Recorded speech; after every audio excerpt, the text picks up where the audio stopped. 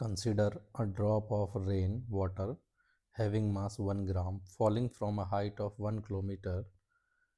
It hits the ground with a speed of 50 meter per second. Take g constant with a value of 10 meter per second square. Then the work done by the gravitational force and the resistive force of the air h. तो देखो हमारे पास ये एक 10⁻³ kg की एक drop है और इसको हमने ग्राउंड से 1000 मीटर की हाइट से रिलीज किया है, ठीक है। और ऐसे में जब इसने इसको हिट किया तो ग्राउंड को हिट करने से पहले इसकी जो रफ्तार है वो कितनी है, 50 मीटर पर सेकेंड। तो ग्रेविटी का वक्त तो सीधा ही आ जाएगा यहाँ से हमारे पास।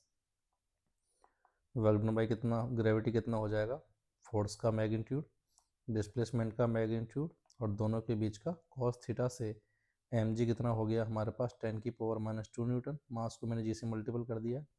हाइट है 10⁻³ मीटर, कॉस 0 1 हो गया। तो वर्क डन बाई ग्रेविटी कितना आ गया हमारे पास, प्लस का 10 जूल, जो कि केवल एक ही ऑप्शन में, तो आंसर तो फोर्थ होगा, ये तो यहीं से पता लग गया। फिर भी अगर अपन आगे रजिस्टिव फोर्स का अगर वर्क निकालें तो वो कितना आएगा, तो देखो उसमें फिर अपन को फोर्स का एक्सप्रेशन नहीं पता कि जो एयर का रजिस्टिव फोर्स है उसकी वैल्यू कितनी है।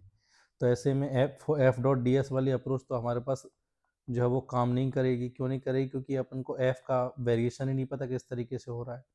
तो ऐसे में अपन क्या कर लेते हैं कि हमको वर्क एनर्जी थ्योरम अप्लाई कर देते हैं, क्योंकि स्पीड पता है और बाकी सारे वर्क भी पता है। तो वर्क एनर्जी थ्योरम से क्या होगा, हमारे पास इस पर लगने वाले सारे फोर्सेस का वर्क, तो जब ये ड्रॉप गिर रही होगी तो इस पर एक तो क्या लग रहा होगा हमारे पास, एयर का फ्रिक्शन, रेजिस्टिव फोर्स, एक ग्रेविटी का फोर्स, और कोई फोर्स है नहीं, और ये सब बराबर हो जाएगा चेंज इन काइनेटिक एनर्जी। तो ग्रेविटी का वर्क तो प्लस का 10 जूल निकाला ही है हमने, बराबर फाइनल काइनेटिक एनर्जी कितनी हो जाएगी, हाफ मास है 10⁻³ वी स्क्वायर कितना हो जाएगा हमारे पास, 50 का स्क्वायर से 2500। इनिशियल काइनेटिक एनर्जी कितनी थी, 0।